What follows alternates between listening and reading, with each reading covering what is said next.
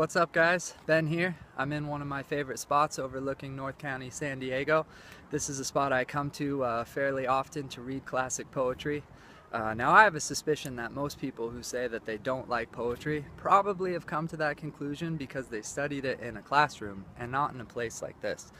But why come to a place like this? What's wrong with studying poetry in a classroom? Well, there's something that happens when you take time out of your busy schedule and stop being so much of a doer and start becoming more of a watcher that causes something to rise up inside the human spirit that just makes it wonder about its own existence. You know, where do I fit in the grand scheme of things?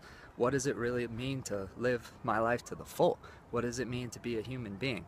When you take time out of your busy schedule and come to a place like this, those questions start to rise up, and that point of self-reflection really is the place that you want to be at when you read most classic poetry. There's a ancient biblical proverb that says that the wisdom of the prudent is to give thought to their ways. They're saying one of the characteristics of wise people is to take time out of their schedules just to sit and think, why do I live the way I do? That's a mark of wisdom. And there's a line in this Robert Frost poem that we're about to read where he says, I have climbed the hills of view and have looked at the world and descended. There's something about climbing a hill like this and just looking out over the world and just being a watcher that causes this rare thing to rise up in the human spirit that just makes it wonder about life. You know, how often do we take time out of our busy schedule just to wonder about what it means to be alive?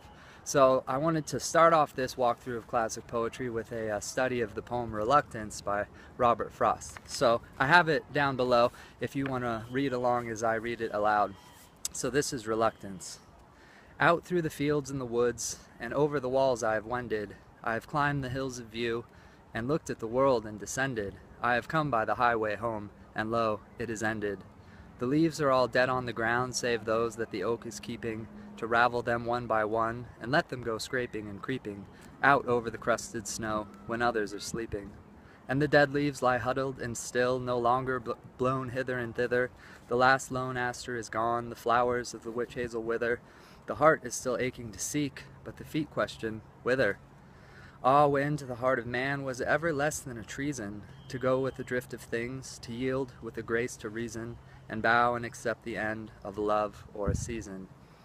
Now this is a really interesting poem because it highlights this outward struggle that the poet is having, which then he uses to highlight the inward struggle that we all have. Now if you didn't get any of that from the poem on the first read through, don't worry, I didn't either. It took me about 3 or 4 reads through to really grasp and understand what the poet was saying. So for a little background on what exactly is happening in this poem, it's basically the poet describing his very last walk of the season. Now Robert Frost was a huge walker. He was always writing poetry about going on walks. His most famous poem of all time, which is The Road Not Taken, it describes him at a crossroads between a fork in the road where he has to decide, you know, am I going to take the more traveled road or am I going to take the less traveled road? And obviously the famous line is, I took the road less traveled by, and that has made all the difference. So in this poem Reluctance, Robert Frost is talking about the struggle that he's having about not wanting to give up his walks for the season. And how do we know that? Well, the first stanza kind of gives us a clue into that. He says, out through the fields and the woods and over the walls I have wended. Wended is basically just another word for wandered. I have climbed the hills of view and looked at the world and descended. I have come by the highway home, and lo, it is ended. So you have to ask yourself the question, anyone going out for a beautiful walk in nature, you know, if you're familiar with Farmland USA, you know that most farms are built somewhat close to a main road or a highway, and that out through the back is where the field is, the big 40 or, you know, whatever they have that's fenced in for the cattle. So he's saying he's going out through the fields and the woods, right? He's going out the back door, and he's going out in nature to take a walk, and he's going to all these places. He's climbing hills of view, he's looking at the world, but then he says, I have come by the highway home, and lo, it is ended. So we'd have to ask ourselves the question, why would anyone who goes out into the beauty of nature want to come by the highway home? Why wouldn't they just come back in a roundabout circle through nature? And it's because he really has no other choice. You know, it's getting late into the fall, there's probably a lot of snow on the ground, it's probably a difficult walk, maybe it's icy, and really in frustration he gives up and he comes home along the highway. So This is highlighted even more in the second stanza, where he says, "The leaves are all dead on the ground, save those that the oak is keeping, to ravel them one by one, and let them go scraping and creeping out over the crusted snow when others are sleeping." Now, for those that have been in the woods in the fall, you know that the oak tree is the last tree that keeps its leaves in the fall.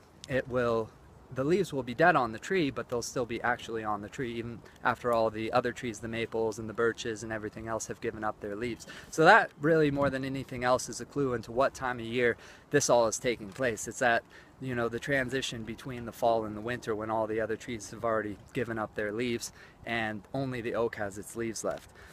So he continues on talking about how the dead leaves are on the ground. They're no longer blowing around. They're just leaves that have been matted in and stomped on the ground. And he said the heart is still aching to seek, but the feet question whither. So in his heart, he doesn't want to give up his walks for the season.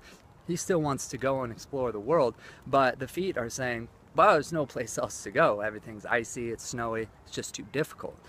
And then he transitions to just this beautiful last stanza where he says, "Ah, when to the heart of man was it ever less than a treason to go with the drift of things, to yield with a grace to reason, and bow and accept the end of a love or a season." This entire setup to the poem has been about his struggle not to give up the end of the season, but now he's highlighting how much of a treason it is to the human heart to just go with the drift of things and to give up a love, or to not fight for a love, and to just go along with the world. Now that goes back to the biblical proverb that I highlighted before we started reading the poem, where really it's a mark of wisdom to come to a place like this, to come to a hill of view or another beautiful spot, and to just think, why do I live my life the way I do?